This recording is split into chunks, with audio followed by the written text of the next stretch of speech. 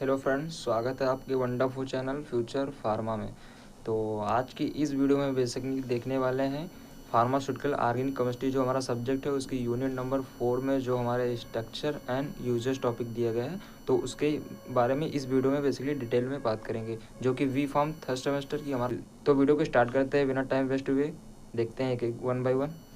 तो सबसे पहला हमारा जो स्ट्रक्चर है वो है नैप्थलीन। अब हम देखेंगे नैप्थलीन का स्ट्रक्चर। तो नैप्थलीन का स्ट्रक्चर बेसिकली हमारा कुछ इस टाइप से नैप्थलीन का स्ट्रक्चर बनता है। इसमें होता क्या है कि बेसिकली हमारी जो दो फ्यूज जो बेंजीन रिंग होती है वो अपनी आर्थो एंड मेटा पोजीशन पे आपस में फ्यूज हो जाती हैं, जिससे हमारा बेंजीन जो नैप्थलीन का स्ट्रक्चर प्रिपेयर होता है। जैसे कि अब हमारी ये पोजीशन हो गई, ये पैरा हो गई एंड ये आर्थो एंड ये मेटा, अब ये भी पैरा होगी। तो सिमिलर इसी तरह यहाँ पर भी होगा, ये पैरा तो ये पैरा एंड ये आर्थो तो ये आर्थो। तो ये बेसिकली बेंजीन की जो हमारी पोजीशन होती है। अब आप इस तरह भी देख सकते हैं कि जो बेंजीन होती है बेसिकली हमारी, तो उसमें हमारी जो ये पोजीशन है ये पैरा हो जाएगी एंड ये जो है आर्थो एंड ये मेटा। तो यहाँ पे जो हमने बताया तो बेंजीन जो है यहाँ पे ये जो हमारी आर्थो पोजीशन यहाँ पे एंड मेटा जो पोजीशन यहाँ पे आके बेंजीन फ्यूज हो जाती है, जिससे कि हमारा नेप्थलीन का स्ट्रक्चर बनता है। जो हमने अगला अपना स्ट्रक्चर दिया है ये है अरेंजमेंट, मतलब जो आने वाला सब्स्टिट्यूएंट है वो इन पोजीशन पे अटैच हो सकता है। जैसे कि 1 2 3 4 5 6 7 8। तो यहाँ पे बेसिकली हमारा जो आने वाला सब्स्टिट्यूएंट है वो आके अटैच हो सकता है। आने वाला सब्स्टिट्यूएंट्स का मतलब कि जैसे कि हमारा कोई भी सब्स्टिट्यूएंट आ गया, जैसे CH3 हो गया या कोई फंक्शनल ग्रुप होगा, वो आएगा तो इन्हीं पोजीशनों पे अटैच होगा। अब आप ये भी पूछेंगे कि इन पोजीशन पे क्यों नहीं अटैच होगा। हाँ, तो बिल्कुल क्वेश्चन बनता है कि क्यों नहीं होगा, देखते हैं। तो यहाँ पे बेसिकली जो हमारा कार्बन है उसकी वैलेंसी फुलफिल है। जैसे कि यहाँ पे कार्बन है तो एक बॉन्ड इधर हो गया, एक इधर हो गया, एक इधर हो गया नीचे। तो बेसिकली यहाँ पे इसलिए नहीं अटैच होता कि यहाँ पे इस कार्बन की जो वैलेंसी होती है वो कंप्लीट होती है। तो इस तरह इसीलिए यहाँ पे कोई अलग जो अदर सब्स्टिट्यूएंट है, सब्स्टिट्यूएंट टर्म से आप कंफ्यूज तो नहीं हो रहे हैं। जैसे कि CH3 हो गया एंड आपका CH2S5 हो गया एंड या OH, या मतलब कोई फंक्शनल ग्रुप हो सकता है COOH। तो इसमें कोई भी आगे अगर जो अटैच होगा तो इन्हीं पोजीशनों पे जो 1 से 8 पोजीशन है यहाँ पे नेप्थलीन के स्ट्रक्चर में आके अटैच होगा। तो ये हमने जो नीचे वाला फार्मूला जो अपना नीचे स्ट्रक्चर दिया गया है ये अरेंजमेंट है कि यहाँ पे बेसिकली सब्स्टिट्यूएंट अटैच होगा। ये जो है मेन स्ट्रक्चर है नेप्थलीन का। अब हम देख लेते हैं मॉलिक्यूलर फार्मूला ऑफ नेप्थलीन, कि बेसिकली नेप्थलीन का फार्मूला जो होता है मॉलिक्यूलर वो होता है C10H8। अब C10H कैसे होता है देखते हैं फिर। तो एक जो हमारा यहाँ पे इस स्ट्रक्चर में देखें तो आपको अच्छे से क्लियर हो जाएगा कि हमारा जो एक ये कार्बन हो गया, 1 से 8 ये कार्बन हो गया, तो 8 कार्बन यहाँ पे हो गए, एक कार्बन जो बेसिकली हमारा यहाँ पे होगा, एक कार्बन यहाँ पे होगा, तो टोटल 10 आपके कार्बन हो जाएंगे। अब जो आप ये बेंजीन के केस में अंडरस्टूड होता है कि जहाँ पे जैसे कि यहाँ पे एक हाइड्रोजन यहाँ पे होगा, एक यहाँ पे होगा, एक यहाँ पे होगा, तो इसे 4 4 यहाँ और 4 4 8, तो 8 हाइड्रोजन हो जाएंगे और 10 कार्बन हो जाएंगे। तो ये बेसिकली हमारा स्ट्रक्चर था किसका, नेप्थलीन का। अब यहाँ पे मैंने लाइन मेंशन की है, इसका मतलब देखते हैं। तो it is a simplest polycyclic aromatic hydrocarbon. तो जो बेसिकली हमारा नेप्थलीन होता है वो सिंपलेस्ट पॉलीसाइक्लिक एरोमेटिक हाइड्रोकार्बन होता है। पॉलीसाइक्लिक का मतलब क्या होता है, एरोमेटिक का मतलब क्या होता है, हाइड्रोकार्बन का मतलब क्या होता है, हाँ समझते हैं। एक एक टर्म का अच्छे से मीनिंग समझते हैं कि मतलब क्या। तो पॉलीसाइक्लिक का वर्ड इसलिए यूज़ किया गया है कि जो बेंजीन हमारे जो नेप्थलीन का स्ट्रक्चर है साइक्लिक जो है, जब एक से, अब ये समझ लीजिए पॉली टर्म का सबसे पहले आप मतलब समझिए। तो पॉली जो हमारा टर्म यूज़ किया गया है, तो बेंजीन क्या केमिस्ट्री की जो भाषा होती है उसमें पॉली का मतलब होता है जब एक चीज़ 2 या 3 बार, एक से ज़्यादा बार जब रिपीट होने लगती है तो वहाँ पे टर्म आता है पॉली। और साइक्लिक फॉर्म में तो इसलिए यहाँ पर टर्म आ गया साइक्लिक। तो इसलिए बोला गया है कि पॉलीसाइक्लिक मीन्स एक ये साइक्लिक स्ट्रक्चर एक ही है, तो एक से ज़्यादा होगी तो बोल देगा पॉली, और साइक्लिक फॉर्म में तो इसलिए बोल देगा पॉलीसाइक्लिक होगा। अब जो टर्म आया एरोमेटिक, एरोमेटिक मीन्स जो हमारा जो वी फॉर्म जो अपना थर्ड सेमेस्टर है, इसी सब्जेक्ट की जो हमारी फर्स्ट यूनिट है उसमें हमारा हक्का रूल दिया गया है। इस यूनिट में हक्का रूल दिया गया, वो बेसिकली एरोमेटिसिटी को ही रिप्रेजेंट करता है कि कोई भी कंपाउंड एरोमेटिक है या नॉन एरोमेटिक। अगर हक्का रूल के सर के नियम को फॉलो करते हैं वो एरोमेटिक होते हैं, जो नहीं फॉलो करते वो नॉन एरोमेटिक होते हैं। तो इसीलिए बेसिकली जो हमारा नेप्थलीन है इसका स्ट्रक्चर हक्का सर का रूल फॉलो करता है तो उसे एरोमेटिक बोल दिया गया, या एरोमेटिक की कैटेगरी में आता है इसलिए एरोमेटिक बोला गया। हाइड्रोकार्बन मीन्स हमारे कार्बन और हाइड्रोजन से मिलकर बना है, इसलिए बेसिकली हाइड्रोकार्बन बोला गया। अब हम देखेंगे बेसिकली यूजेस ऑफ नेफ्थलीन की, बेसिकली हमारा नेफ्थलीन का क्या क्या यूजेस है। उम्मीद है ये हमारा जो नेफ्थलीन है इसका स्ट्रक्चर आपको अच्छे से क्लियर हो गया होगा। यूजेस ऑफ नेफ्थलीन, अब हम देखेंगे यूज़ ऑफ नेफ्थलीन की, हमारी बेसिकली नेफ्थलीन है इसके क्या क्या यूजेस हैं। तो सबसे पहला जो हमारा यूज़ है in production of phthalic anhydride, कि जो हमारा थैलिक एनहाइड्राइड होता है बेसिकली उसके प्रोडक्शन में हमारा नेफ्थलीन यूज़ किया जाता है। फिर जो सेकंड हमारा यूज़ है in synthesis of many dyes, कि जो हमारी सेवरल फार्मास्यूटिकल डाइज होती हैं जिनका बेसिकली यूज किसी भी एग्जामिनेशन मीन्स किसी मैक्रोब्स की आइडेंटिफिकेशन में, और हमारी जो माइक्रोबायोलॉजी यूनिट है उसमें जो हमारी ग्राम स्टैनिंग है, एसिड फास्ट स्टैनिंग है, तो उसमें जो बेसिकली डाई यूज़ की जाती हैं तो उनकी प्रिपरेशन में नेफ्थलीन यूज़ किया जाता है। इसी तरह हमारा जो थर्ड यूज़ है नेफ्थलीन का वो है sulphonated naphthalene use as a surfactant, कि जो सल्फोनेटेड नेफ्थलीन है वो बेसिकली यूज की जाती है एज अ सर्फेक्टेंट, यहाँ पर भी यूज किया जाता है नेफ्थलीन का। फिर जो हमारा अगला है यूजेज है वो है naphthalene drug act well in curing the cough, urine infection, eye troubles and fever, कि नेफ्थलीन जो हमारी ड्रग होती है बेसिकली यूज किया जाती है हमारी जो कफ है उसको क्योर करने में, मीन्स उसके ट्रीटमेंट में यूज की जाती है। यूरिन इन्फेक्शन हो गया उसको ट्रीटमेंट में करने में हमारे नेफ्थलीन ड्रग यूज करती है। इसी तरह आई ट्रबल मीन्स आई में जो प्रॉब्लम होती है जैसे कि विजन हो गया, रेडनेस वगैरह, उसको भी ठीक करने में बेसिकली नेफ्थलीन ड्रग यूज़ की जाती हैं। फिर हमारा जो अगला यूज़ है इस in household naphthalene is use as a fumigant, कि बेसिकली हमारा जो घरेलू यूज़ होता है नेफ्थलीन का तो एज अ फ्यूमिगेंट होता है। फ्यूमिगेंट बेसिकली हमारे वोलेटाइल लिक्विड टाइप के सब्सटेंस होते हैं जो बेसिकली माइक्रोब्स को या हमारे कीड़े मकोड़ों को किसी रूम में किल करने में बेसिकली यूज किए जाते हैं। ऐसे एजेंट को हम फ्यूमिगेंट बोलते हैं और जो हमारा नेफ्थलीन है वो basically as a fumigant use किया जाता है। फिर इसी तरह हमारा जो सिक्स्थ यूज है naphthalene use in naphthalene is also use in a textile industry, कि अब यहाँ पे टर्म आया टेक्सटाइल, आप कंफ्यूज हो गए, हमको पता है कि आप कंफ्यूज हो गए टेक्सटाइल टर्म से, लेकिन देखते हैं।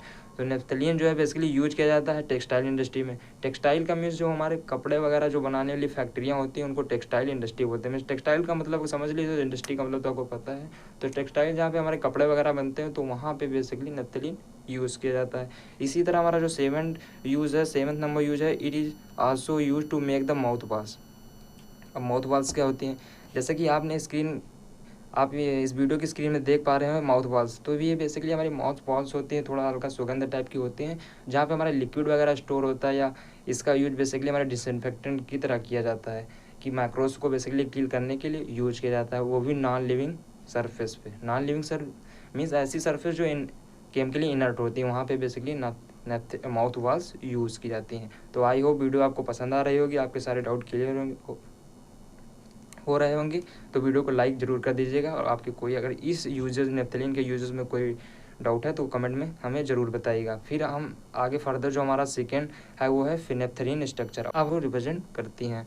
तो ये बेसिकली इसमें सिंपल है कि हमारी जो बेंजीन रिंग है ये आपस में 3 फ्यूज़ हो गई हैं, उससे हमारा फिनेप्थलीन का स्ट्रक्चर बनता है। पेस्टिसाइड तो उनकी प्रिपरेशन में हमारा फिनेप्थलीन यूज किया जाता है। उम्मीद है आपको ये पॉइंट क्लियर हो गया। फिर हमारा जो सेकेंड यूज़ है वो है it can be use as a preparation of drug and resins, की हमारी जो सिवरल ड्रग्स होती हैं एंड रेजिन्स होती हैं उनकी प्रिपरेशन में फिनांथलीन यूज किया जाता है। फिर हमारा जो अगला यूज़ है फिनांथलीन को वो है it is use in a paper industry, ये जो हमारी पेपर इंडस्ट्री होती है जहाँ पे हमारा पेपर वगैरह बनता है तो वहाँ पे फिनांथलीन बेसिकली यूज़ किया जाता है। फिर हमारा जो अगला पॉइंट है या अगला यूज़ है वो है फिनांथलीन सल्फोनिक एसिड, जो फिनांथलीन सल्फेनिक एसिड है वो can be use as a binder and tanning, कि ये जो हमारा फिनांथलीन सल्फोनिक एसिड है वो यूज़ किया जाता है कैसे, बाइंडर की तरह एंड टेनिंग की तरह। बाइंडर टेनिंग का मतलब जो हमारे ऐसे एजेंट होते हैं जो बेसिकली बाइंड करके रखते हैं, मीन्स कस के रखते हैं, तो उसमें बेसिकली बाइंडर और टेनिंग जो हमारे एजेंट होते हैं उसमें फिनांथलीन सल्फोनिक एसिड यूज़ किया जाता है उनको प्रिपेयर करने में। फिर हमारा जो फिफ्थ यूज़ है या जो हमारा अगला यूज़ है वो है it can be use in a manufacturing of dye, जो हमारा फिनांथलीन होता है बेसिकली ये भी हमारी जो डाई होती है उनकी मैन्युफैक्चरिंग में यूज़ किया जाता है। फिर जो हमारा थर्ड यूज़ है वो है फिनांथलीन इज आल्सो यूज फॉर, यहाँ पे फॉर होगा, for synthesising alkalosis morphine and caffeine dimethyl morphine. ये बेसिकली हमारे ड्रग्स के नाम है जिनके प्रिपरेशन में बेसिकली हमारा फिनांथलीन फिनांथरीन यूज़ किया जाता है। तो बेसिकली ये हमारा स्ट्रक्चर हो गया इसका फिनांथरीन का और उसके यूजेस। अब हम देखते हैं हमारा जो इस वीडियो का last structure and user topic है उसको देखते हैं। तो हम देखते हैं एंथ्रासीन का स्ट्रक्चर। तो एंथ्रासीन स्ट्रक्चर देखने से पहले हमने कुछ लाइनें मेंशन की, उसको देखते हैं। तो anthracene is a 3 fuse benzene ring solid polycyclic aromatic hydrocarbon, कि जो बेसिकली हमारा एंथ्रासीन होता है इसमें 3 बेंजीन रिंग जो आपस में फ्यूज हो जाती हैं और उससे पॉलीसाइक्लिक एरोमेट्रिक हाइड्रोकार्बन का मीन्स तो आप समझ ही चुके हैं। और यहाँ पे सॉलिड टर्म आया है कि सॉलिड रिंग, तो यहाँ पे जो एक रिंग है काफ़ी संख्या में, तो basically solid polycyclic aromatic hydrocarbon बोला गया, इसीलिए बोला कि नंबर ऑफ जो यहाँ रिंग है वो जितनी ज़्यादा होंगी उतना ज़्यादा इसकी सॉलिडनेस बढ़ती जाएगी। तो स्ट्रक्चर की देखते हैं कि कैसे क्या स्ट्रक्चर में इसके। तो बेसिकली हमारा सिंपल स्ट्रक्चर की बात की जाए या रेजोनेंस स्ट्रक्चर जो हमारा बेसिकली एंथ्रासीन का कुछ इस प्रकार बनता है। और जो हमने हर स्ट्रक्चर की तरह इस स्ट्रक्चर में भी हमने इसके जो पोजीशन वाला सब्स्टिट्यूएंट की पोजीशन वाला स्ट्रक्चर है वो भी रिप्रेजेंट किया हुआ है, जैसे कि आप देख पा रहे हैं। तो यहाँ पे 1 2 3 4 5 6 7 8 9 10 ये जितनी पोजीशन है यहाँ पे हमारा इनकमिंग जो सब्स्टिट्यूएंट हो वो आके अटैच हो सकता है। अब जैसे कि हमने जो पहले स्ट्रक्चर उसमें डिस्कस किया हुआ कि इस पोजीशन पे इसलिए नहीं अटैच होगा कोई सब्स्टिट्यूएंट कि यहाँ पे बेसिकली कार्बन की जो बैलेंसी है वो कंप्लीट है। तो ये बेसिकली हमारा स्ट्रक्चर होता है। इसमें भी सिंपल उसी तरह है कि जैसे हमारा नैप्थलीन था उसी तरह एंथ्रासीन है, बस यहाँ पे जो हमारी नंबर ऑफ रिंग है वो एक इंक्रीज हो गई।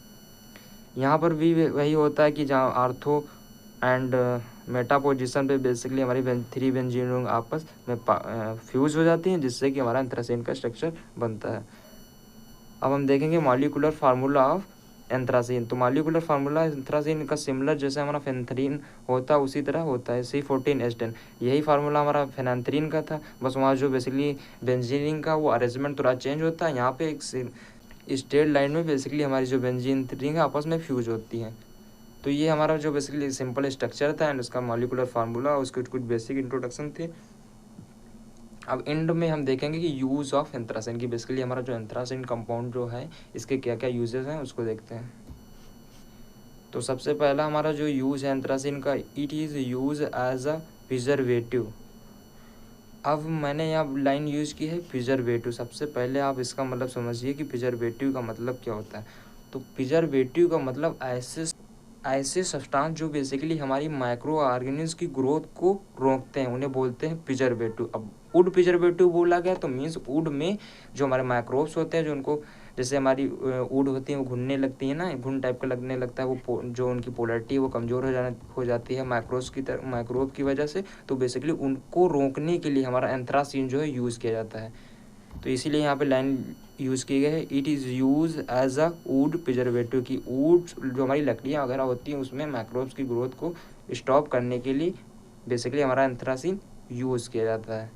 फिर अगला जो हमारा यूज़ है, it is use as a insecticide for crops, कि बेसिकली हमारा एंथ्रासीन है यूज किया जाता है इंसेक्टिसाइड की तरह, किसमें, क्रॉप्स में। क्रॉप्स का मीन्स हो गया फसलें, और इंसेक्टिसाइड का मतलब होता है वो बेसिकली हमारे इंसेक्टिसाइड उनको बोलते हैं जो केमिकल सब्सटेंस होते हैं जो कि कॉमनली एम्प्लॉयड किए जाते हैं या यूज़ किए जाते हैं किसमें, हमारी जो फसलें वगैरह होती है उसमें यूज़ किए जाते हैं। उनको अब फसलों में क्यों यूज़ किए जाते हैं, फसलों में बेसिकली हमारे जो कीड़े मकोड़े होते हैं और छोटे छोटे जो इंसेक्ट होते हैं उनको बेसिकली किल करने के लिए जो एजेंट यूज किए जाते हैं उन्हें इंसेक्टिसाइड बोलते हैं। तो एंथ्रासीन एक एज इंसेक्टिसाइड यूज किया जाता है किसमें, क्रॉप्स में।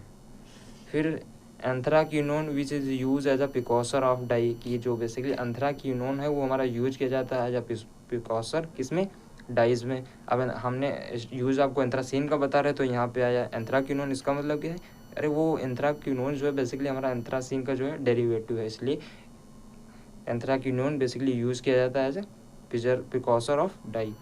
तो आई होप वीडियो पसंद आई होगी। हमने एक एक पॉइंट को बेसिकली इलोबरेट करके आपको अच्छे से समझाने का प्रयास किया है। आई वीडियो पसंद आई तो प्लीज़ चैनल को सब्सक्राइब करें एंड वीडियो को लाइक करें। अगर इफ़ एनी कोई अगर डाउट आपका इस वीडियो से रिलेटेड है तो वो हमसे कमेंट सेक्शन में आके पूछ सकते हैं। Thank you for watching this video, keep support.